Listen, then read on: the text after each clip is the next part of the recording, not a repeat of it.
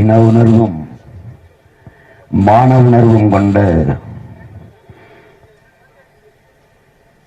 எம்முயிர் சொந்தங்களுக்கு அன்பும் வணக்கமும்.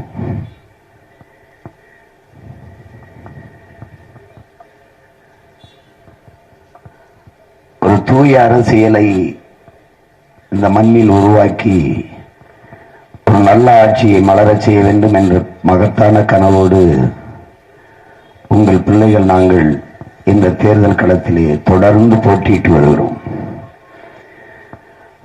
மாற்று என்பது வெறும் சொல்லாக இருக்கக்கூடாது, அது செயலாக இருக்க வேண்டும் என்று அரும்பாடு ஆற்றுகிறோம். மாற்றம் என்றால் எதிலிருந்து மாற்றம், எந்த கட்சியின் ஆட்சியிலிருந்து மாற்றம் என்ற கேள்வி எழுகிறது. அதனால் எத்தனை சீட்டு கொடுக்கிறோம், எவ்வளவு கோடி கொடுக்கிறோம் என்றெல்லாம் எவர் பேசினாலும் அதை பொருட்படுத்தாது.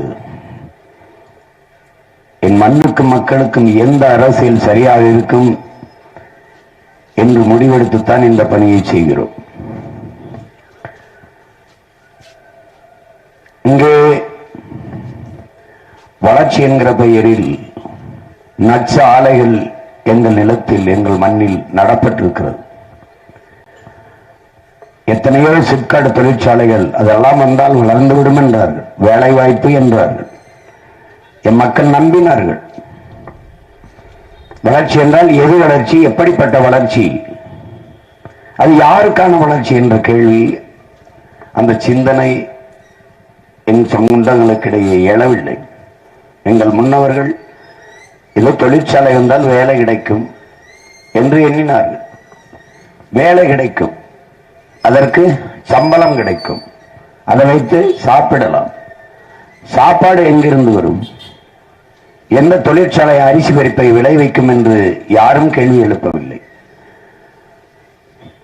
இங்கே மனித உழைப்பு மலிவாக கிடைக்கிறது. நிலத்தடி நீரை எவ்வளவு வேணாலும் உறிஞ்சிக் கொள்ளலாம் என்று ஒப்பந்தம் போடப்படுகிறது.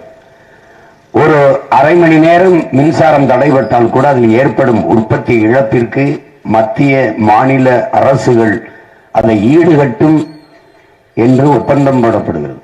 இங்கே உற்பத்தி செய்கிற பொருட்களை விரைந்து எடுத்துச் செல்ல 4 வழி 8 வழி சாலை போட்டு தரப்படுகிறது.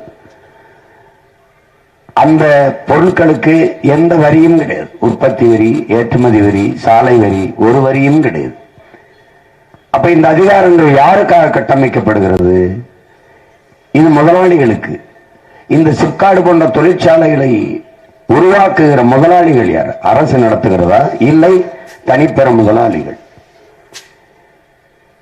ஈரோட்டிலே ஆசிய கண்டத்திலே மிகப்பெரிய சிப்காடு தொழிற்சாலை 2700 ஏக்கரிலே கட்டப்பட்டிருக்கு. அதுக்குள்ள 250க்கு மேற்பட்ட தொழிற்சாலைகள், சிறு குறு தொழிற்சாலை, எல்லாம் பிளாஸ்டிக், பீங்கான் தயாரிக்கிறது, எல்லாமே நச்சு கழிவுகளை, சாய கழிவுகளை, நச்சு புகையை வெளிவிடுகிற தொழிற்சாலைகள். எங்கே போய் கொட்டுவார்கள்? சரி, இத்தனை தொழிற்சாலை கடலூர்ல சைமா, சிப்காடு, இங்க சிப்காடு, எல்லாம் சிப்காடு. நாடு எங்க வளர்ந்திருக்கு, எவ்வளவு வளர்ந்திருக்கு? இதனால் வேலை வாய்ப்பை பெற்ற இளைஞர்களின் எண்ணிக்கை எவ்வளவு? எவ்வளவு ஒரு வாழ்க்கை தரம் உயர்ந்திருக்கிறது?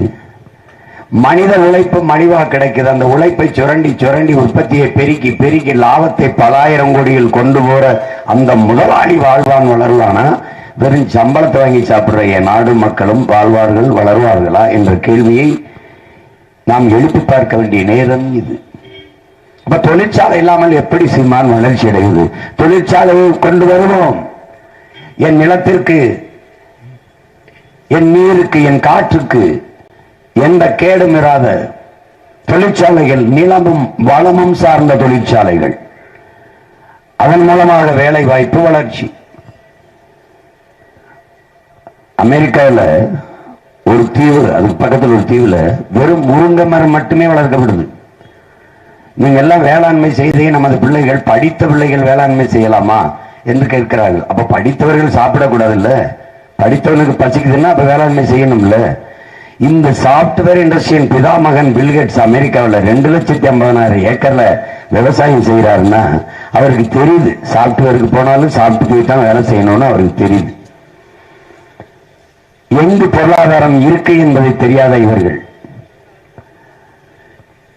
அங்கே நொங்கு இளநீர் எல்லாம் பதப்படுத்தி மற்ற நாடுகள் 1 கிலோ கருப்பட்டி 1000 ரூபாய், ஒரு மீன் குழம்பு வைக்கிற மண் சட்டி 13,000 ரூபாய், கயிறுல பின்ன கட்டுல் 42,000 ரூபாய். உலக நாடுகள்ல சீனால இருந்து போற கொட்டான் இந்த பாய் இதெல்லாம் அரபு நாடுகள்ல எவ்வளவு சந்தைப்படுத்தப்படுகிறது. அதையெல்லாம் செய்ய முடியாதா?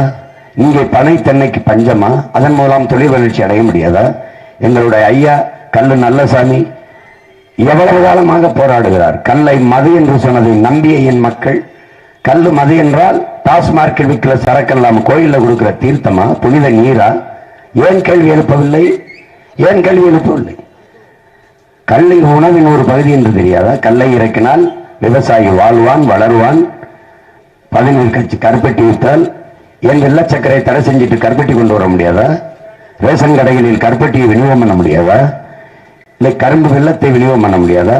அறிவார்ந்த தமிழ் சமூக மக்களே, திமுக ஆட்சியிலே கடந்த பொங்கலுக்கு வெள்ளம் எங்கிருந்து கொண்டு வந்தார்கள் தெரியுமா?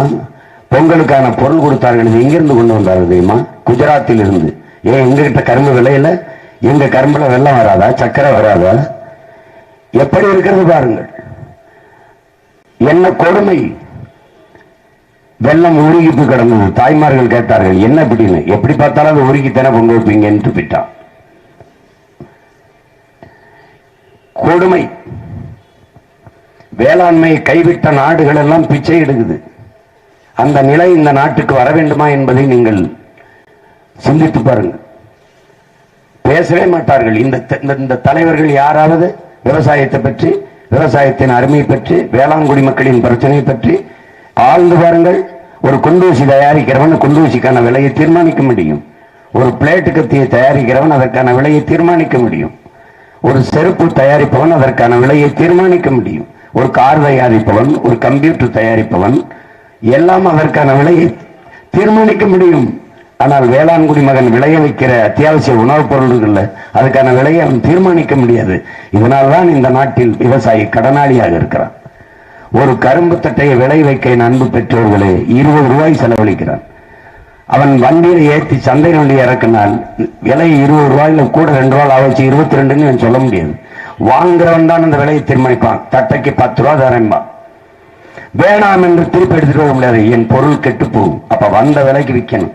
10 ரூபாய்க்கு நட்டத்துல வித்துட்டு நேர கடையில் போய் பால்டால வாங்கிட்டு எந்த தோட்டத்துல கரும்பு போட்டிருந்தானோ அங்கேயே குடிச்சிட்டு செத்துறான். இதான் விவசாய நிலைமை. இந்த ஆட்சியாளர்கள் விவசாய கடனை தள்ளுபடி செய்கிறோம் என்கிறார்கள். விவசாயி ஏன் கடனாளி ஆனான்? ஒரு நாட்டில் விவசாயி கடனாளி ஆயிட்டான், அது நாடு இல்லை, சுடுகாடு என்றார். மாணவர்கள் கல்வி கடனை தள்ளுபடி செய்கிறோம் என்றார்கள். என்னை கடன் வாங்கி கல்வி கேட்கிற நிலைக்கு வைத்தது யார்? கல்வி மானுட உரிமை, கொடுக்க வேண்டியது அரசின் கடமை. ஏன் நான் கடன் வாங்கி படிக்க வேண்டும்? ஏன்? அரசின் வேலை என்ன? அதன் பொறுப்பு என்ன? அதன் கடமை என்ன?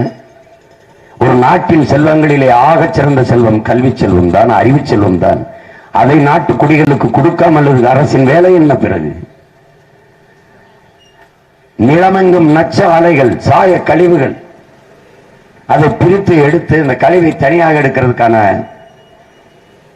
அதற்கான சாதனங்கள் அதெல்லாம் நடக்கப்பட்டிருக்கா? அதை சுத்திகரிக்கிற தொழிற்சாலைகள் அது ஏதாவது இருக்கா? அதுக்கான முயற்சியாக இருக்கா? ஒண்ணும் இல்லை. அதை பத்தி கவலையும் இல்லை. அதை பத்தி கவலையே இல்லை. எல்லாம் வெற்று வார்த்தைகள். அத்திக்கடவை அவிநாசி திட்டம், அத்திக்கடவை அவிநாசி திட்டம்னு ஒவ்வொரு தேர்தல் வரும்போது சொல்லுவாங்க. நாங்கெல்லாம் சின்ன பிள்ளைகள் கேள்விப்பட்டதா இருக்கு. இன்னும் இருக்கு, இன்னும் அப்படியே இருக்கு.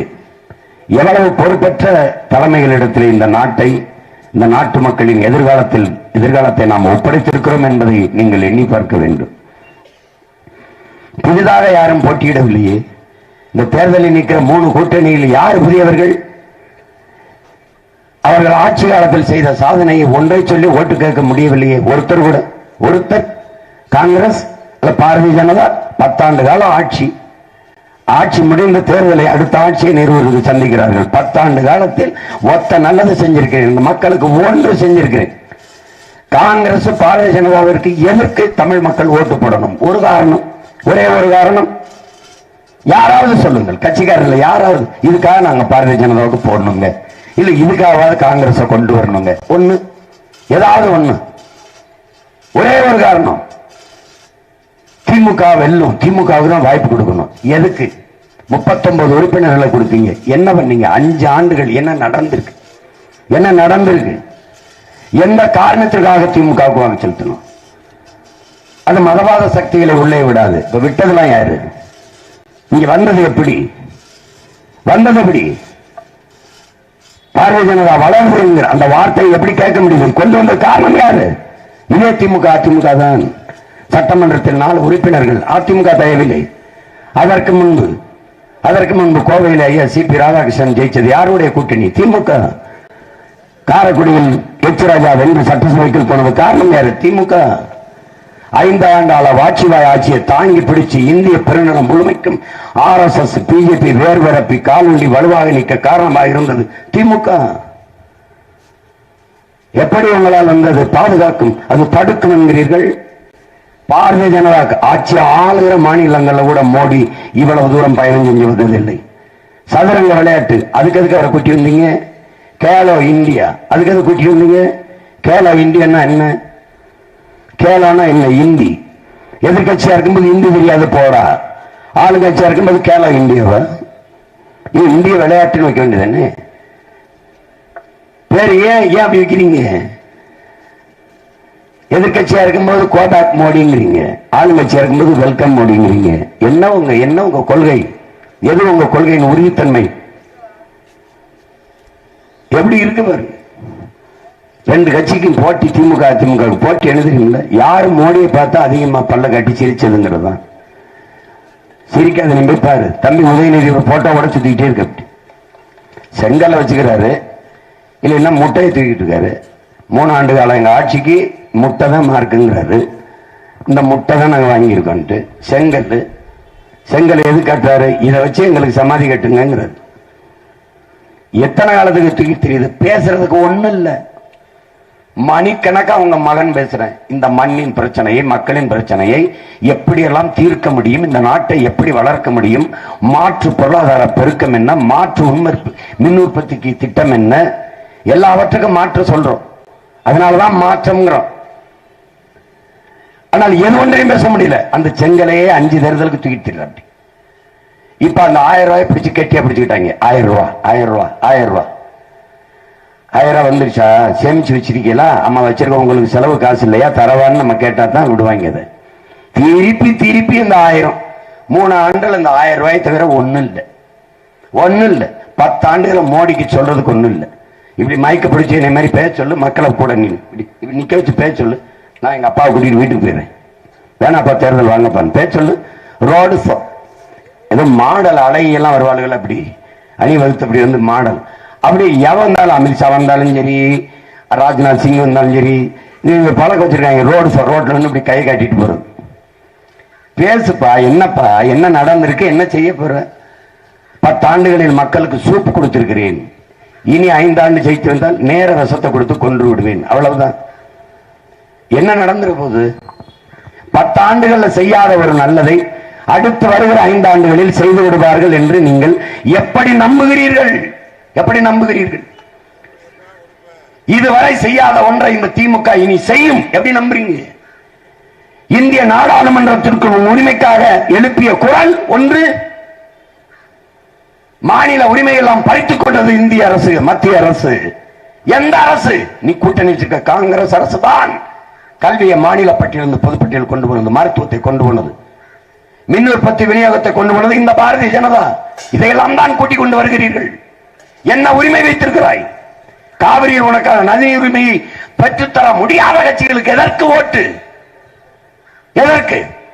கச்சத்தீவை மீட்க முடியல, தூக்கி கொடுத்தது யார்? காங்கிரஸ். கொடுத்ததான் திருப்பி எடுக்க வேண்டும் பேச்சுக்கு இடமில்லை என்று சொல்வது யார்? 2 கட்சிகளும். ஒரு வேறுபாடு பிஜேபி காங்கிரஸுக்கு கொள்கையில். ஒன்னு சொல்லு, நான் இப்படியே இறங்கி போயிடுறேன், கேட்கல ஓட்டு, இப்படியே போயிடுறேன். ஒன்னு சொல்லு, ஒரு மாற்றம். பாரதிய ஜனதா மதவாத கட்சி, காங்கிரஸ் மிதவாத கட்சியா? யார் சொன்னா உனக்கு? யார் சொன்னா? அவ பாபர் மசூதியை இடிப்பா, காங்கிரஸ் இடிக்க அனுமதிப்பா. காங்கிரஸ் ஆட்சியில, நரசிம்மராவ் ஆட்சியில தான் இடிச்சான். இடிக்க அனுமதிச்சது காங்கிரஸ், மறுக்க சொல்லி அவனே. அது இவ்வளவு வலிமையான உளவுப்படை ராணுவம் வச்சிருக்கிற நீ 1 கிலோமீட்டருக்கு அங்க நிறுத்த முடியாத கரசவைய நிடா அப்படின்னு தடுக்க முடியாதா? மனு கொடுக்க மக்களை துப்பாக்கியால சுட்டு கொன்ன தூத்துக்குள்ள 15 பேரை தடுத்து நிறுத்த முடியாது. ஏறி இடிக்கிற வரை வேடிக்கை பார்த்தா அயோக்கிய பயலுங்க இந்த காங்கிரஸ். நீ நினைச்சுக்கிட்டு இருக்க அதை அரசியலாக்கணுமே. டிசம்பர் 6 இந்த நாட்டின் கருப்பு நாள் ஆக்கியவன். ஆனால் அம்பேத்கர் பிறந்த தினத்தை கருப்பு தினம் மாற்றியவர்கள் இந்த காங்கிரஸ்காரர்கள். உன்னால முடியுமா முடியாதா? அவளை வலிமை மிக்க ராணுவம் ஒரு ஆட்சி வைத்திருக்க நீ போய் கேளு. சரத்பவார் உயிரோடு இருக்கிற கேளு. 1/2 மணி நேரத்துக்கு ஒரு தடவை போன் அடிச்சவர் ராணுவ அமைச்சர் கேட்டுக்கொண்டே இருந்திருக்காரு நரசிம்மராவ்ட்ட. நரசிம்மராவ் போற பக்கம் இடிப்பாங்க இருக்கு, நீ இப்ப சொல்ல ஒரு இடத்தை தடுத்து நீட்டிரு.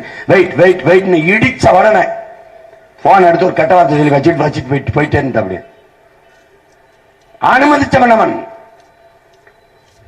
ராமன் கட்டுவார், அடிக்கல் நாட்டுவார் மோடி, கங்க்ராச்சுலேஷன் சொல்வார் ராகுல் காந்தி. அவன் sound Hindutva. We are all Hindus, BJP. Yes, we are all Hindus. Congress. That's all your honor. என்ன மாற்றம் கண்ட? என்ன கொள்கை? உன்னுடைய வெளியுறவு கொள்கை என்ன? காங்கிரஸ் பாரதிய ஜனதா கொள்கை சேம்.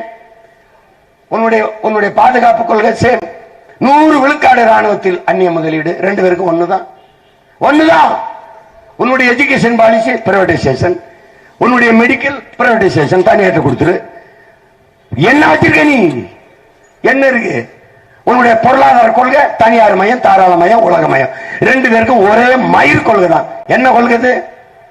தனியார் மயம், தாராள மயம், உலக மயம். எல்லா உலகத்தின் சந்தையாக என் நாட்டை திறந்து விட்டவர்கள் இவர்கள் தான். நீனும் நானும் மக்களா? இல்லை. பெரும் முதலாளிகள் உற்பத்தி செய்கிற பொருளை வாங்கி வருகிற மந்தைகள். எப்படி வளரும்? சந்தை பொருளாதாரத்தை ஏற்றுக்கொண்ட நாடு எப்படி வாழும் மலரும்? சந்தையில் வியாபாரம் வர்த்தகம் நடக்குமா, வாழ்க்கை நடக்குமா? ஒரே ஒருத்தன் பதில் சொல்லு. சந்தையில என்ன நடக்கும்? வர்த்தகம் முடிஞ்சவன அந்த வியாபாரி என்ன கூட அர்த்த கழிவுமா? இதுதான் இங்க நடக்கும். எங்க நோக்கியோ கொண்டு வந்தான? எங்க திமுக ஆட்சியில தான் இருந்துச்சு, கலைஞர் ஆட்சியில் எங்க கழட்டிட்டு போயிட்டான். அவனை நம்பி வேலைக்கு போனவன் எங்க தேர்வு தர்றான். இப்ப ஹோண்டாயின்னு ஒண்ணு இருக்குது சென்னையில, கொரியன் முதலாளி வச்சிருக்கான். நிலத்தடி நீர் இல்லை என்றால் காலி பண்ணி போயிருவான். எவ்வளவு வேணாலும் நிலத்தடி நீரை உறிஞ்சிக்கலாம்னு ஒப்பந்தம் போட்டிருக்கு. சென்னைக்கு என்னோட வந்து பாரு, நேரம்லாம் கிளம்பிருப்பான். பலாயிரக்கணக்கான கண்டெய்னர் காரை உற்பத்தி பண்ணி கப்பல் போக்குவரத்து கொண்டு இறக்குவான். 1 டன் எடை காருக்கு 4,50,000 லிட்டர் தண்ணி தேவைப்படுது. இப்ப 3 டன் 2 டன் எடை உள்ள கார்லாம் தயாரிக்கும் போது உன் நிலத்தடி நீர் கண்ணுக்கு தெரியாம களவு போகுது. நீ சும்மா அப்படியே சிரிச்சுக்கிட்டு அவன் சொல்றான் டெவலப், இண்டஸ்ட்ரி வந்தா தான் டெவலப். யாருக்குடா டெவலப்? யாருக்கு வளர்ச்சி? ஏர்போர்ட்டை எதுக்கு அதானி கொடுத்த? துறைமுகம் போர்ட் கட்டுற வேலை எதுக்கு அதானி கொடுத்த? விளிங்கத்துல கேரளாவை துறைமுகம் கட்டுறவன் யாரு? அதானி. என் ஊர் காட்டுப்பள்ளியில எங்க ஊர்ல வந்து சென்னையில 6111 ஏக்கர்ல ஏர்போர்ட்டுக்கு இந்த துறைமுகம் கட்ட போறவன் யாரு? ஒப்பந்தம் யாரு கொடுத்துருக்க? அதானிக்கு. ஒப்பந்தத்தை கொடுத்தது யாரு? ஐயா கருணாநிதி. புதிதாக ஒன்றும் ஆரம்பிக்க முடியாது, ஆனால் இருப்பதை விரிவாக்கம் செய்து கொள்ளலாம்னு 6111 ஏக்கர் கையெழுத்து. செயற்கை ஒரு துறைமுகம் விளிங்கத்துல துறைமுகம் கட்டிருக்கு. செயற்கை துறைமுகம் 80 லட்சம் டன் கற்களை கொட்டணும். சும்மா தோராய கணக்கு 80 லட்சம் டன். எங்கிருந்து கற்கள் போகுது? கேரளால மழை இருக்கா? இருக்கு. ஏன் அங்க வெட்டல? அவன் நல்ல ஆத்தாளுக்கு நல்ல அப்பனுக்கும் பிறந்து அவன் மண்ணின் மகன், மான மலையாளி. அவன் ஆள்றான், அவன் தொட விட மாட்டேங்கிறான். நீங்க அயோக்கிய பயில்கிட்ட நாட்டை கொடுத்து என் மலைய, என் பூமி தாயின் மாற அறுத்து கொண்டு போய் 80 லட்சம் டன் இன்னும் போயிட்டு இருக்கு. யாரு கேட்கறது? யாரு தடுக்கிறது? யார் கேட்கறது? அங்கிருந்தும் பாராளுமன்றத்துக்கு ஆள் போகுது. பேசுவாங்க. ஒருத்தர் பேசுவார, இந்த பாரதிய ஜனதா கட்சி வேட்பாளர், இல்ல இங்க காங்கிரஸ் கட்சி வேட்பாளர், இல்ல திமுக கட்சி வேட்பாளர். மணல் அள்ளி விற்கிறதுல உங்க கருத்துங்க. இந்த காவில தண்ணி தர மாட்டேங்கிறாங்க, அதுல உங்க கருத்துங்க. ஏதாவது ஒண்ணு சொல்லுங்க. இந்த வட இந்திய தொழிலாளிகள் வந்து இங்க ஆக்கிரமிக்கிறான், அது நீ வேடிக்கை பார்த்துக்கிட்டு இரு. இமய வரை பரவி இருந்த நீ இந்த காலடியில் குறுக காரணம் என்ன? இப்படித்தான் படையெடுப்பார்கள். பண்பாட்டு படையெடுப்பு, ஆக்கிரமிப்பு, அப்படியே விரட்டுவான். அப்படியே விரட்டுவான். நீ பாரு, ஒரு மலையாளி வீடு வச்சிருந்தானா அந்த மலையாளி வீடை நீ வாங்கிரு, இன்னொரு மலையாளிக்கு தான் விற்பான். வேணா சோதிச்சு பாரு, எனக்கு பாரு பாரு போயிச்சு பாரு. நீ அப்படியா? உன் வீட்டுக்கு பக்கத்துல ஒரு பறைய வீடு இருக்கு, நீ அனுமதிப்பியா? அனுமதிப்பியா? ஆனா பீகாரி வீடு இருக்கு அனுமதிப்ப, கர்நாடக வீடு இருக்கு அனுமதிப்ப, எவன் வேணாலும் வந்து குடியேறலாம். உன் இனம் சார்ந்தவனர் கூட. அதான் எங்க அண்ணன் பழனி பாபா தமிழன் ஒரு நாய் அப்படின்னு சொல்றது காரணம் தான். ஏன் நாயின்றாரு? நாய்க்கு தட்டுல சோறு போய் பூனை வந்துச்சுன்னா சும்மா இருக்கும், கோழி வந்து கொத்துனா சும்மா இருக்கும், காகம் வந்து கொத்துனா சும்மா இருக்கும், இன்னொரு நாய் வந்தா எடுத்து விரட்டி கடிக்கும். அது மாதிரி தமிழை எவன் வந்து தொழில் தொடங்கினாலும் சும்மா இருப்பான். யார் வந்து ஆட்சி செஞ்சாலும் கட்சி ஆரம்பிச்சாலும் அப்படியே வாழ்க வாழ்கம்பா. ஒரு தமிழை வந்தா கடிச்சு கொதருவான், கடிச்சு. நீ பாரு, யாரு வந்தாலும் தமிழர் நல்லா அப்படியே தலைமையேற்று தலைவாய் வா, தலைமை ஏற்கவா, தமிழ்நாடை காத்திருக்குவாமா. ஆனா தமிழகத்தை வந்தா என்ன சாதின்னு கேட்பான். இது ஒரு நோய், இது ஒரு நோய். இந்த நோயிலிருந்து என் மக்கள் விடுபடாத வரை வாழ முடியாது, வளர முடியாது. இந்த தேர்தலில் நீங்கள் மதம் பார்ப்பீர்கள் என்றால் ஒண்ணும் பண்ண முடியாது. உனக்கு வாழ இடம் இருக்காது, காலி பண்ணிடுவான். நீ உன் மலையை பார், ஒரு மணலை பார், உன் நிலத்தை பார், வளத்தை பார், காட்டை பார், குடிக்கிற தண்ணீரை பார், சுவாசிக்கிற காற்றை பார், மற்ற உயிர்களையும் ஒரு தடவை பார். தண்ணீரை விற்கிறானே இந்த பூச்சி வண்டு, இந்த காக்கு குருவி, இதெல்லாம் பாரு. காணொலியில காடுகள்ல தண்ணி கிடைக்காம தெருக்கல்ல யானை அலையுது வருது. இந்த பாவம் உன்னை விடும்ங்கிறியா? நீ விடும்ங்கிறியா? என்ன கொடுமை பண்ணிட்ட நீ? மனிதன் வாழ்வதற்கு எல்லாத்தையும் நாசம் பண்ணிட்டான். உலகில் பல கோடிக்கணக்கான உயிர்கள் எதனாலும் இயற்கை என்னைக்கு ஆபத்து இல்லை, இந்த மனித பயலால தான், இவனுடைய பேராசையால தான் இவ்வளவு இழப்பும். இதை ஒழிக்கணும், மாற்றணும். இப்ப கூட திமுக சொல்லு, எங்களுக்கு போடலைன்னா பிஜேபி வந்துடும். அப்படி சொல்லக்கூடாது, அப்படி சொல்லக்கூடாது. பிஜேபியை வளர விட மாட்டேன், வர விட மாட்டேன் என்று சொல்லுகிற வீரன் எவன் பார்க்கணும். வந்துரும் வந்துரும் அப்படி சொல்ற கோழைகளுக்கு ஓட்டப்படக்கூடாது.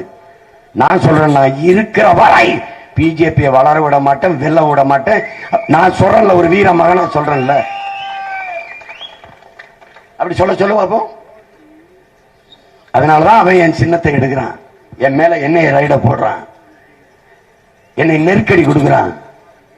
40 தொகுதியிலையும் சுயேட்சையா விவசாய சின்னத்தை போட வச்சு என் மைக் சின்னத்துக்கு பக்கத்துல அந்த சின்னத்தை வைக்கிறான்.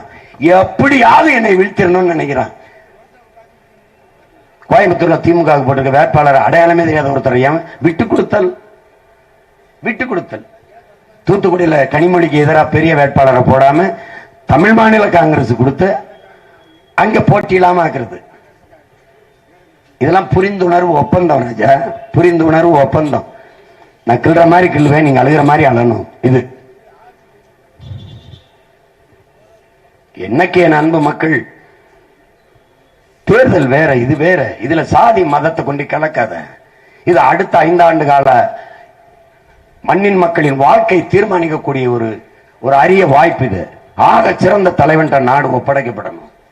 மண்ணை மக்களை உயிருக்கு மேலாக நேசிக்கிற ஒருத்தன் போகணும். விரல் விட்டு என்ன இந்த நாட்டின் பிரதமர்கள் எப்படி பார்த்தாலும் விபி சிங் மட்டும்தான் கண்ணுக்கு தெரிவார். ஒரு பய உருப்படி கிடையாது. யாரா இருந்தாங்க நீ சொல்றதுக்கு சொல்ற மாதிரி ஒரு பிரதமர் சொல்லு பார்ப்போம். இன்னைக்கு கச்சத்தீவை மீட்பேங்கிற சரி, இலங்கை கடற்படை நம்ம மீனவர்கள் படகுல ஏறி இரும்பு கம்பியால அடிச்சிருக்கான் 3 பேரை. கண்டிப்பாரா? இது கொடுஞ்சியல், கண்டிக்கத்தக்கது அப்படின்னு இலங்கை அரசு கண்டிப்பாரா? ராணுவத்தை கண்டிப்பாரா பிரதமர்? கண்டிப்பாரா? அப்போ உன் வீட்டு இளவுக்கு வந்தது உண்டா? நீ வெள்ளத்துல மிதந்த போது, இல்ல பசியில 400க்கும் மேற்பட்ட விவசாயி தஞ்சையில செத்து விழுந்தானே, விஷம் குடிச்சு செத்தானே, அவனுக்கு சோறு இல்லைன்னா மற்றவனுக்கு சோறு போட முடியலையேன்னு செத்தான். அதுக்கு ஏதாவது வருத்தம் தெரிவிச்சது உண்டா சொல்லுங்க. அவர்களுக்கு இந்தியா என்பதே இந்தி பேசுற மாநிலங்கள் தான். இந்தியன் என்பவனே இந்தி பேசுறவன் தான். நம்மெல்லாம் யார்? அவனுக்கு ஒண்ணுமே கிடையாது. நம்ம ஒரு வரி, நம்மளை ஏன் வச்சிருக்க இந்தியாவோட? நம்ம நிலத்தில் இருக்கிற பலம். இந்தியாவின் பொருளாதாரத்தை நிறைக்கிற மாநிலம் இது. முதல் மாநிலம் மகாராஷ்டிரா, 2வது தமிழ்நாடு, மூணாவது கர்நாடகா. நம்ம காசை வாங்கிக்குவான். பேரிடர் காலங்களில் சிக்கி வெள்ளத்துல நம்ம தவிக்கும் போது கூட எங்களுக்கு அது நிவாரணத்துக்கு காசு கொடுங்க தரமாட்டான். நம்ம போட்டதான் அந்த இடத்துல பிச்சை. அப்புறம் நமக்கு பசிக்கும் போது ஒரு 10 ரூபா விடனா தரமாட்டான். பிச்சைக்கார போய் மத்திய அரசுக்குன்னு ஒரு நிதி சொல்லு. மத்திய அரசுக்கு ஏது நிதி, எதுக்கு நிதி சொல்லு, எதுக்குன்னு சொல்லு. கல்வி நடத்த போறிய இல்ல மருத்துவமனை நடத்த போறியா, என்ன செய்ய போற? எல்லாத்தையும் வித்துட்ட, அப்புறம் எதுக்கு? சரி, இந்த தேர்தல் தான் எதுக்கு? எதுக்கு நீங்க சொல்ல அறிவார்ந்த இந்த தேர்தல் எதுக்கு நடக்குது? பிரதமர் தேர்வுக்கா? பிரதமரை தேர்வு செய்வா? பிரதமரையா புரோக்கரையா? யார தேர்வு செய்ய போறீங்க? இந்தியாவின் பிரதமர் என்பவர் இன்டர்நேஷனல் புரோக்கர், மாநில முதலமைச்சர் என்பவர் ஆல் இந்திய புரோக்கர். இதை மறுப்பவர் யார்? யார் மறுக்க போறது? வெளிநாடுகள் போய் அந்நிய முதலீட கொண்டு வர்றோம், அந்நிய முதலீட கொண்டு வர்றோம். இந்த செயல் புரோக்கர் வேலையா இல்லையா? முதலீட்டுக்கு பேரே அந்நிய முதலீடு. நீ வா என் ஊர்ல தொழில் தொடங்கு, ரஷ்யா வா என் ஊர்ல தொழில் தொடங்கு, ஜப்பான் வா என் ஊர்ல தொழில் தொடங்கு. நீ இதுல எந்த நாட்டில் போய் தொடங்கிருக்க?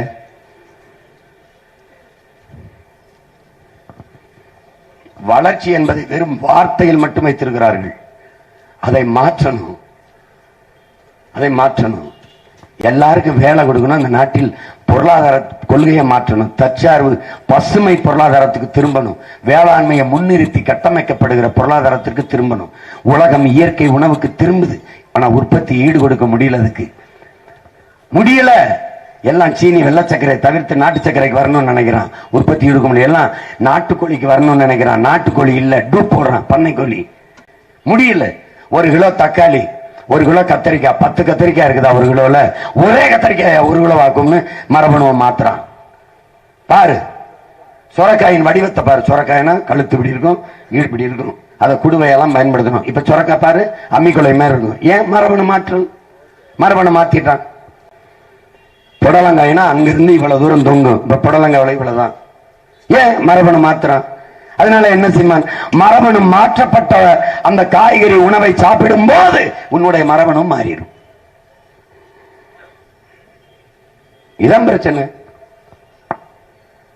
எதை பத்தியும் கவலைப்பட வேண்டியதில்லை. நம்ம வாட்டுக்கு போக வேண்டியதுதான். நமக்கு என்ன இருக்கு? திருமணத்தை செய்யலாம், டாஸ்மார்க் இருக்கு, ரொம்ப மைதா இருந்தா தியேட்டர் இருக்கு, அங்க போய் படுக்கலாம். இல்லைன்னா இது, அதுக்கு மேலே மயக்கம் வரல, சாதி இருக்கு, மதம் இருக்கு, பேசிக்கிட்டு அழிய வேண்டியதான். வேற என்ன இருக்கு? என்ன இருக்கு? நபிகள் சொல்றாங்க, என் அன்பு மக்களே, ஒரு காலம் வரும், அது அழிவு காலம். அப்போது பொய்யுரைக்கும் வழக்கறிஞர்கள், துரோகம் இழைக்கும் நீதிபதிகள், அநீதி செய்யும் அமைச்சர்கள் தோன்றுவார்கள். அவர்கள் காலத்தில் வாழ நேரிட்டால் நீ வரி கட்டி விடாதே என்கிறார்கள். நம்ம வரியும் கட்டி வாக்கும் போட்டுறோம். அதான் பிரச்சனை. இங்க மாற்றம் என்பது வெறும் சொல்லா இருந்து பயனில்லை, செயலாகணும். யார் மாற்றுவது? நானா? இல்ல எங்க அப்பாவா? அது உங்க வேலை இல்லையா? நம்ம ஒவ்வொருத்தருடைய வேலை இல்லையா? மாற்றம் என்பது என்னிலிருந்து வரங்கணும். எனக்குள் எந்த மாற்றத்தையும் ஏற்படுத்த முடியாத நான் எப்படி சமூக மாற்றத்தை ஏற்படுத்த முடியும்? எப்படி ஏற்படுத்த முடியும்?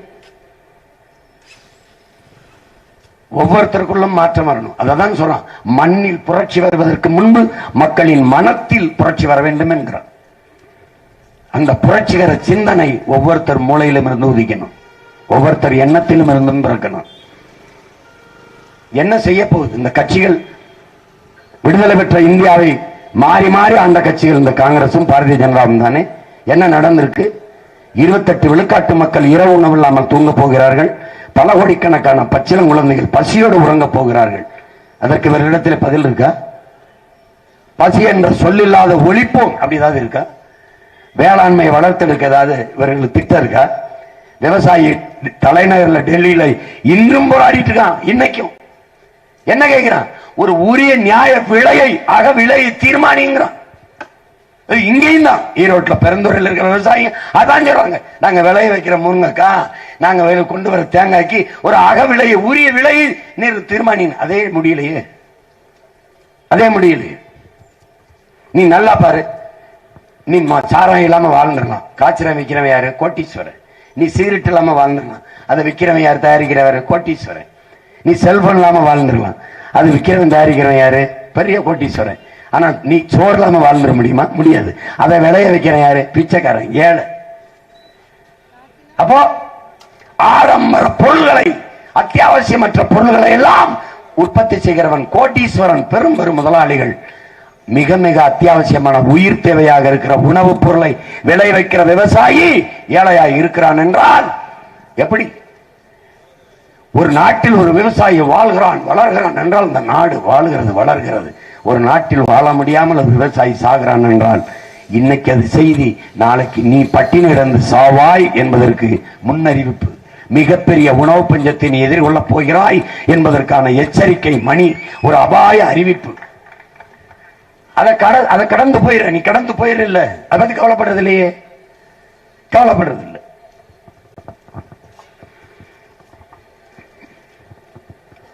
அதை என் அன்பு மக்கள், என் அருமை உடன் பிறந்தார்கள், இந்த தேர்தலை வழக்கம் போல ஒரு தேர்தலாக வாக்கு செலுத்தி விட்டு கடந்து போய்விடலாம் என்று நினைக்காதீர்கள். இது மாற்றத்திற்கு வரலாறு வந்திருக்கிற ஒரு வாய்ப்பு என்று கருதுங்கள். மற்றவர்களெல்லாம் கூட்டணி பெரிய கட்சி என்கிறார்களே, ஆட்சியில் பல ஆண்டுகள் இருந்திருக்கிறார்களே, நம்ம ஆட்சியின் சாதனைகளை சொல்லி மக்கள்கிட்ட வாக்கு கேட்டால் வாக்கு செலுத்துவார்கள் என்று தனித்து நிற்க வேண்டியதானே? ஏன் கூட்டணி? மக்களை நம்பல, அவர்கள் தலைவர்களை நம்புகிறார்கள். நாங்கள் தமிழினம் தலைமுறையை நம்புகிறோம், அதனாலதான் தனிச்சு நிற்கிறோம். என் பெற்றோர்கள், என் தம்பி தங்கைகள், எங்கள் உடன் பிறந்தவர்களை எங்களை கைவிட மாட்டார்கள் என்ற அசைக்க முடியாத நம்பிக்கையிலே தனித்து தனித்து களத்திலே நிற்கிறோம். தனித்து நிற்பது எதற்காக என்று யோசிங்கள். ஏன் இந்த பிள்ளைகள் தனித்து நிற்கிறார்? உண்மை, நேர்மைக்காக, தூய அரசியல் நல்லாட்சி மலர வேண்டும் என்பதற்காக. ஓட்டுக்கு காசு கொடுப்பவர்கள் எப்படி உங்களுக்கு நேர்மையான நல்லாட்சியை தருவார்கள் என்று நம்புகிறீர்கள்? எப்படி உங்க தொகுதியில் வந்து தொகுதி மக்களுக்கான தேவையை கேட்டு அந்த சேவையை செய்வார்கள் என்று நம்புகிறீர்கள்? அதான் நீ ரோட்டை ஒழுங்கா போட்டியான்னு கேட்க முடியாது. அவன் நோட்டை வாங்காம ஓட்ட போட்டியான்னு கேட்பான். பதில் வச்சிருக்கியா? வச்சிருக்கியா? நீ நோட்டை வாங்கிட்டு ஓட்ட வைக்கிறான், அந்த ஓட்டை வாங்கிட்டு நாட்டை விற்கிறான். இதான் நடக்குது. இதான் நீ ஒரு கேள்வி கேட்க தகுதி இல்லாம போயிடுச்சு. ஏன்? காசு வாங்கிட்டு ஓட்டு போடுறதுனாலதான். காசு கொடுக்கும் போது கையை அப்படி பிடித்து கொண்டு, இந்த காசு ஏதுன்னு கேள்வி. கரும்பு வெட்டினியா, இல்ல ஆடு மாடு வச்சு பால் வச்சு வித்தியா, ராட்டி தட்டி வித்தியா, இல்ல காட்டு வேலை செஞ்சு சம்பாரிச்ச, ஏது இந்த காசு? வெம்பாடு விட்டு உழைக்கிறேன்னா கையேந்திரன், ஒரு வேலைக்கும் போகாத நாயி நீ 500 காசு கொண்டாந்து ஏது? கேளு, ஒரு தடவை கேளு, ஒரு தடவை கேளு. இந்த கேள்விதான் புரட்சி. நீ கேட்டு பாரு ஒரு தடவை. கேரளாவில் அம்மையா ஜெயலலிதா இருக்கும்போது 2 தொகுதியில் போய் போட்டிட்டாங்க. இங்க இருக்கிற பழக்கம் போல அங்க போய் காசு கொடுக்கும் போது என்ன செஞ்சாங்க தெரியுமா? மக்கள் கட்டக்கம்பு எடுத்து விரட்டி விரட்டி அடிச்சாங்க.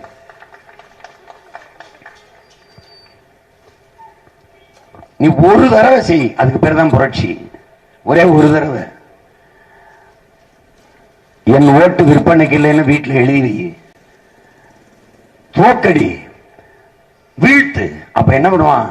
தமிழ்நாட்டுக்குள்ள போய் ஜெயிக்கணும்னா தமிழன் உரிமைக்காக நிக்கணும், அவன் உணர்வை மதிக்கணும், அவன் உயிரை மதிக்கணும். இல்லைன்னா ஒரு ஓட்டு கூட வாங்க முடியாது என்று அவன் நமக்காக பேச தொடங்குவான். நீ மானங்கட்டு போய் மறுபடியும் தண்ணி தரல, பரவாயில்ல பரவாயில்ல, காங்கிரஸ் வேற கச்சத்தீவு மீண்டும் பரவாயில்ல, மோடி அது ஒன்றும் பிரச்சனை, குஜராத்தில் கொன்னது தானே, அதெல்லாம் முடிஞ்சு. மணிப்பூர் கலவரம் தானே, அதை பத்தி கவலை இல்லை. திரும்ப திரும்ப நீ போட்டினா நீ அநீதிக்கு துணை நிற்கிறவனாவாய். கெட்டவன் செயல், சாத்தானின் செயல், தீய செயல்கள் என்று பட்டியலிடு. அந்த பட்டியலில் இருக்கிற தீய செயல்களை எல்லாம் செய்தது இந்த ஆட்சியாளர்களா இல்லையா? அதை மட்டும் சொல். கல்வியை தனியாரிடம் கொடுத்து, மருத்துவமனை தனியாரிடம் கொடுத்து, தண்ணீர் விற்பனை தனியாரிடம் கொடுத்து, சாராய விற்பனையை மட்டும் அரசு செய்கிறது என்றால் அப்படிப்பட்ட அரசு உலகத்தில் எங்க இருக்கான்னு பாரு. இது சாத்தானின் செயலா இல்லையா? எப்படி? 100 விழுக்காடு குற்றவாளி, 100 பேர் கைது பண்ணி விசாரி, 99 பேர் நிறைந்த போதையில் தான் அந்த குற்றத்தை செஞ்சிருக்கான். நீ டாஸ்மார்க்கில் மட்டும் போதை நினைக்காத. கஞ்சா, அவின், குட்கா, கொக்கைன், ஸ்டாம்ப், இதை சொல்றான். நாட்கள் இப்படி ஒட்டிக்கிட்டா அப்படி போதையிரும். பள்ளி கல்லூரியில் படிக்க வர பிள்ளைகள் மயக்கத்திலே இருக்கிறாங்கன்னு என் தம்பி தங்கைகள் வேலை செய்யற ஆசிரியர் பெருமக்கள் எனதுல வந்து, அண்ணன் இதை எப்படியாவது மாத்து, இதுக்கு ஏதாவது பண்ணு அப்படின்னு. என்ன பண்ண முடியும்? முச்சொன்னு நின்று கத்தலாம். தடுக்க அதிகாரம், அதிகாரத்தில் இருப்பவனே விற்கிறான். என்ன பண்ணுவ? என்ன பண்ணுவ நீ? இதோ என் அன்பு மக்கள், என் அருமை உடன் பிறந்தார்கள், உங்கள் பிள்ளைகள் எங்களுடைய உணர்வை புரிந்து கொள்வீர்கள். நாங்கள் எடுத்து வைக்கிற கருத்துக்களை, கோட்பாடுகளை உள்வாங்கி எங்களுக்கு வாக்கை தந்து வலிமைப்படுத்தி வெற்றி பெற செய்வீர்கள் என்று நம்பி இந்த களத்திலே தனித்து நிற்கிறோம். கூட்டணி வைத்திருக்கிறவர்களெல்லாம் பாருங்கள், எல்லோரும் பலமுறை அதிகாரத்தில் கொளுத்து பெருத்த பணம் வைத்திருப்பவர்கள், அதிகார கட்டமைப்பு வைத்திருக்கிறவர்கள், எல்லோரும் தொலைக்காட்சி வச்சிருக்கிறார்கள். அவர்கள் செய்திகளை காட்டுவார்கள். என்னை செய்தியில போட்டால் போதும், உடனே போன போட்டு ஏன் அவரை காட்டுறீங்க, ஏன் ப்ரொமோட் பண்றீங்க, forget him, avoid him, ignore him, இதான் சொல்லுவான். எத்தனை நாளைக்கு நெருப்பை எவ்வளவு நாளைக்குடா குப்பையை போட்டு மூடுவேன், எவ்வளவு நாளைக்கு மூடுவேன்? பத்தி எரிவேன் புரட்சித்தியாக நீ பாரு. இந்த நாட்டில் எவ்வளவு பெரிய மாறுதலை உருவாக்குறேன்னு பாரு. இந்திய தேர்தலில், இந்திய நாடாளுமன்ற தேர்தலில் சீமான் வென்று என்ன பண்ணுவான்? ஒருத்தனை நம்பலங்க, ஒரு ஓட்டு கூட்டணி கிடையாதுங்க, ஓட்டுக்கு ₹1 காசு கொடுக்கலங்க, ஒத்தாளா நின்று கத்தி வெண்டுட்டாங்க. வரலாறு திரும்பி பார்த்துரும், உலக திரும்பி பார்த்துரு, இந்தியா எல்லா மாநிலமும் திரும்பி பார்த்துரும். ஏன் அந்த புரட்சியை ஈரோட்டில் செய்ய முடியாதா? செய்ய முடியாதா? நம்மளால செய்ய முடியாதா? எல்லா துன்ப துயரங்களுக்கும் முற்றுப்புள்ளி வைக்க முடியும் என் உடன் பிறந்தவனே. ஒரே ஒரு அழுத்து மைக்கில் ஏப்ரல் 19 அப்படி தோடு, அதை முற்றுப்புள்ளி என்று வை. அடர்த்தியான ஏழ்மை, வறுமைக்கு, சகிக்க முடியாத ஊழல், லஞ்சத்திற்கு, எல்லாவற்றையும் துரத்துகிற ஒன்றாக அதை அழுத்து, மைக்கை அழுத்து. வேட்பாளரை யாரை நிறுத்திருக்கேன்? ஆக சிறந்த மருத்துவ மேதை நிபுணரை நிறுத்திருக்கேன், எங்க அப்பா கார்மேகனை. அவருக்கு என்ன, என் தம்பி 2 பேரும், என் தம்பி மனைவியில் 2 பேருமே மருத்துவர்கள். அவரும் மருத்துவர். அழகா வீட்டில இருந்து சாப்பிட்டு என்னை விட்டுடா மகனே, வேற யாரையாவது நிறுத்துன்னு சொல்லிட்டு போயிருக்கலாம்ல. நான் கேட்டேன், அப்பா நம்ம சின்ன தம்பியை நிறுத்தலான்ட்டு. அவன் நான் நிக்கிறேன். அவர் நண்பர்கள், கர்மேகா இந்த வெயில்ல ஏப்ரல் மே மாசம்லாம் உன்னால வேலை செய்ய முடியுமா? என் மயன் கத்துறான், ஒத்தாளா கத்துறான் அந்த நாட்டுக்காக, அவனுக்கு துணையா நான் நிக்கணும், ஏதாவது நான் செய்யணும், ஏதாவது செய்யணும். நான் போய் அவனோட நிற்பேன். அவருக்கே அந்த வெயில்ல கஷ்டப்படணும்னு நினைக்கிறேன். நேசிக்கிறார் யார? இந்த மண்ணை, இந்த மக்களை, என் சமூகம். பாரதிதாசன் பாடுறான்ல, பாரடா உன் மானுட பரப்பை. என் உடன் பிறந்தவர்களை விட்டுவிட்டு போக முடியவில்லை.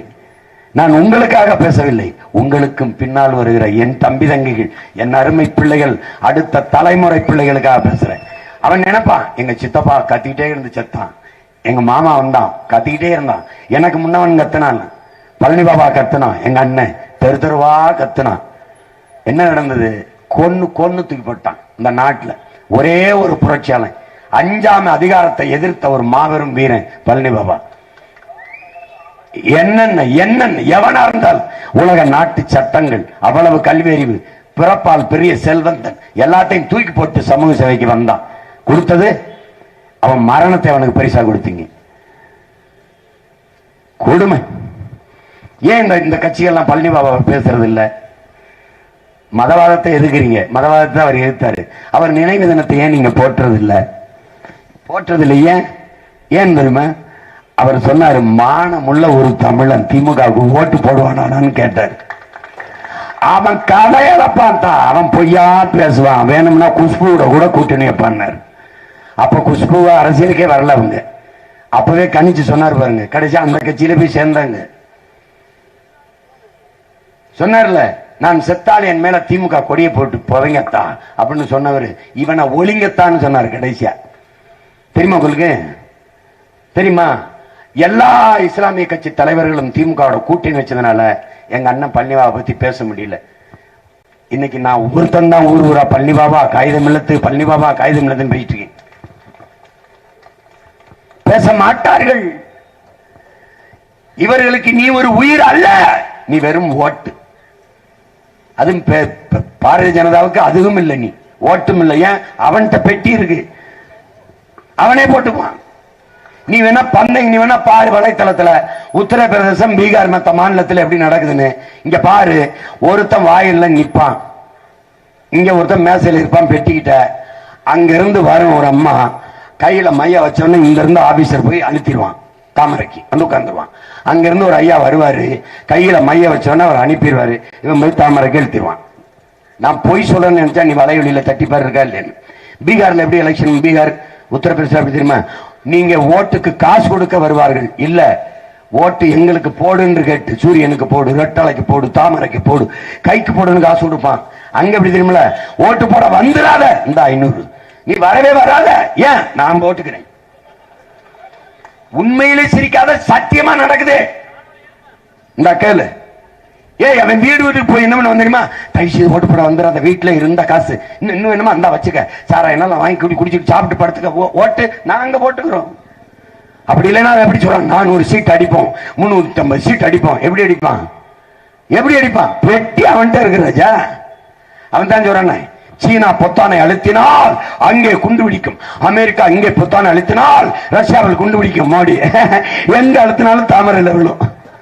எப்படி, எங்க பொத்தானை அழுத்தினாலும் நீ தாமரையில் விழும். எப்படி, இதான் இவன். நம்ம ஆளுக மாதிரி பெரிய ஆளு நிமிரு கேள. பிஜேபி காரங்கிட்ட மாடு புனிதமானது, மாட்டுக்கறி திங்க கூடாது, மாட்டுக்கறி தின்னீங்கன்னா கொன்னு போடுவோம், கட்டி வச்சு அடிப்போம். சரி, அப்ப ட்ரம்புக்கு என்ன மைத்துக்கு 7 வகையில மாட்டுக்கறி வச்சீங்க கேளு. ஒரு தடவை சொல்ல சொல்லு. ட்ரம்ப் உங்க எஜமா வரும்போது எதுக்கு மாட்டுக்கறி வைக்க வேண்டிய 7 வெரைட்டி.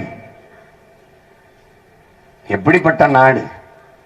ட்ரம்ப் வரும்போது குடிசைகள் அவர் கண்ணுக்கு தெரிஞ்சிடக்கூடாதுன்னு பெரிய மதில் சுவரை 7 அடியில கட்டி மறைச்சாங்க. நான் சொன்னேன், அந்த செங்கலை வச்சு அவனுக்கு வீடை கட்டி கொடுங்கடா டே ஐயோக்கிய பிள்ளைகளா, குடிசையை மறைக்க சுவர் எழுப்பினதுக்கு அந்த செங்கலை வச்சு வீடை கட்டி கொடுங்கடா. காமன்வெல்த் விளையாட்டு போட்டி நடந்தது. என் உடன் பிறந்தவனே, உலக நாடுகளினுடைய தலைவர்கள்லாம் வர்றார்கள், பன்னாட்டு வீரர்கள் வருகிறார்கள், அவர்கள் பார்வையில் படக்கூடாது. 13,000 பிச்சைக்காரனை ஒரே இரவில் லாரியில் வச்சு வேற மாநிலத்தில் இறக்கி விட்டாங்க. உன்னால நம்ப முடியுதா? கேவலம். இந்த நாட்டில் நீ பிறந்துட்டு பாரத மாதாக்கு ஜெயங்கிற அவனை நீனும் சேர்ந்து கத்திட்டு 8 வயசு குழந்தை ஆசிவாவை கற்பழிச்சுட்டு கைது பண்ணி கூட்டிட்டு போகும்போது பாரத மாதாக்கு ஜெயங்கிறாங்க. பச்சை புள்ள எங்க வன்புணர்வு செஞ்சு 22 நாள் வச்சு கொண்டு விட்டான். கைது பண்ணி கூட்டிட்டு போகும்போது பாரத மாதாக்கு ஜெய். அப்பவும் ஏதோ பார்த்து பண்ணி விடுங்க நியாயமாரு. கத்துறதுக்கும் உடம்புல கொஞ்சம் தானே தெம்பு இருக்கும். எங்க அப்பா வந்து இப்படி எல்லாம் சாப்பிடாம கத்துக்கிட்டு இருந்தா எப்படி எப்படின்னு என்ன பண்ணுது? சன கூட்டத்தில் பிறந்துட்டோம்ல, சோறாவது உறக்கமாவது தண்ணியாவது எல்லாம் என்ன ஆகுது? கண்ணு வீண் போச்சு. கண்ணு, நான் கண்ணை விட என் மண்ணு தான் முக்கியம். எனக்கு அதை பார்க்கறதா முக்கியம். கண்ணு இருக்குது போகுது, என் மண்ணே போய்கிட்டு இருக்கு. உங்களுக்கு தெரியுமா, எங்க அப்பா சொல்றாரு, நம்மாழ்வார், இன்னைக்கு பிறக்கிற குழந்தைக்கு 25 வருஷம் கழிச்சு பூமியில வாழ இடம் இருக்காதுடா, இல்லைன்னா வாழ்ற இடமா அந்த பூமி இருக்காதுடான்றாரு. அதுக்குள்ள எச்சரிச்சுக்க, ஏதாவது முழிச்சுக்கிட்டு விழிச்சுக்கிட்டு ஏதாவது பண்ணு. பேரன்பு கொண்டு காதலிக்கிற இந்த பிள்ளைகளுக்கு ஓட்ட போட்டு விடு. எங்க அப்பாவை ஜெயிக்கவே பெரிய அறிஞன், தேக மருத்துவம் பார்த்தார், தேசத்துக்கு மருத்துவம் பண்ணணும்னு வந்திருக்கு. அப்படி விட்டு விட்டு வெயிலை வேணலை சின்ன பிள்ளைங்க மாதிரி அலைஞ்சு தூடி வேலை செஞ்சுட்டு இருக்காரு. அந்த அதுக்காவது எங்க அப்பாவுக்கு மைக் சின்னத்துல வாக்கு செலுத்தி, மருத்துவர் கார்மேகன் அவர்களுக்கு மைக்கு சின்னத்திலே வாக்கு செலுத்தி வெற்றி பெற செய்யுங்கள். அன்பு பெருமக்களே, நான் எங்க அப்பா மருத்துவர் கார்மேகனை நிறுத்தியிருக்கிறேன் எண்ணத்தை கைவிட்டு நீங்கள் ஒவ்வொருவரும் இந்த ஈரோட்டில் இந்திய நாடாளுமன்ற தேர்தலுக்கு வேட்பாளராக நிற்பதாக கருதி கொள்ளுங்கள். உங்களுக்கு வாக்கு சேகரியுங்கள், போங்கள், உங்கள் பெற்றோர்கிட்ட பேசுங்கள், உங்கள் உடன் படித்தவர்கள், உடன் பிறந்தவர்கள், உறவுகளிடத்தில் பேசுங்கள். எங்களை பாருங்கள், உங்களிலிருந்து உங்களுக்காக வந்தவர்கள். அதனால் இது நம் வெற்றி, நம் இனத்தின் வெற்றி. நம் மண்ணை காக்க, மக்களின் நலத்தை காக்க, ஊழல் லஞ்சத்தை ஒழிக்க, தூய ஆட்சியை மலரச் செய்ய, இந்த கேடுகட்ட பணநாயகத்தை ஒழித்து தூய ஜனநாயகத்தை மலரச் செய்ய வரலாறு தந்திருக்கிற வாய்ப்பு. அதை பயன்படுத்தி இந்த மைக்கு சின்னத்திலே வாக்கு செலுத்தி எங்களுடைய பெருமதிப்பிற்குரிய அப்பா மருத்துவர் கார்மேகன் அவர்களை வெற்றி பெற செய்யுங்கள் என்று அன்போடு வேண்டுகிறேன். ஓட்டு போட போற பொண்ண ஒதுங்கி நிக்காத, கண்ட சின்னங்கண்டு கலங்கி நிக்காத, உழைக்கும் மக்கள் சின்னம் இந்த ஒளி வாங்கே சின்னம், உழைக்கும் மக்கள் சின்னம் இந்த ஒளி வாங்கே சின்னம். நாளோ ஆனாலும் துன்பப்பட்டோம், ஆனாலும் துன்பப்பட்டோம், இந்த நிலம் மாற நான் வேற என்ன கூற, யாரார்க்கோ ஓட்ட போட்டோம், ஓட்டாண்டி ஆகி புட்டோம், இந்த நிலை மாற நான் வேற என்ன கூற. ஓட்டு போட போற பொண்ணு ஒதுங்கி நிக்காத, கண்ட கண்ட சின்னங்கண்டு கலங்கி நிக்காத. உழைக்கும் மக்கள் சின்னம் இந்த ஒலி வாங்கி சின்னம், உழைக்கும் மக்கள் சின்னம் இந்த ஒலி வாங்கி சின்னம். எண்ணத்தில் இனத்தின் வழிவாங்கி நிற்கிற பிள்ளைகள் எங்கள் சின்னத்தில் ஒளி வாங்கியை ஏந்தி வருகிறோம். என் அன்பு மக்களே, மதிப்புமிக்க உங்கள் வாக்கை எங்களுக்கு தந்து எளிய பிள்ளைகள் எங்களை வலிய பிள்ளைகளாக, வலிமை மிக்க பிள்ளைகளாக, அரசியல் பேராற்றலாக மாற்றுங்கள். அதற்கு எங்களுக்கு வெற்றியை பரிசாக தாருங்கள். எங்களுடைய அப்பா மருத்துவ மேதை கார்மேகன் அவர்களை வெற்றி பெற செய்து இந்திய நாடாளுமன்றத்திற்கு அனுப்புங்கள்.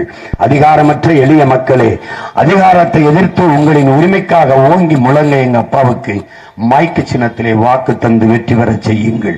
புரட்சி எப்போதும் வெல்லும். உங்கள் பிள்ளைகள் எங்களின் வெற்றியதை சொல்லும். எங்கள் இலக்கு ஒன்றுதான், இனத்தின் விடுதலை. இனம் ஒன்றாவும் இலக்கை வென்றாவும். தமிழ்தாய் வாழ்க, தலைவர் பிரபாகரன் வாழ்க. நாம் தமிழர்.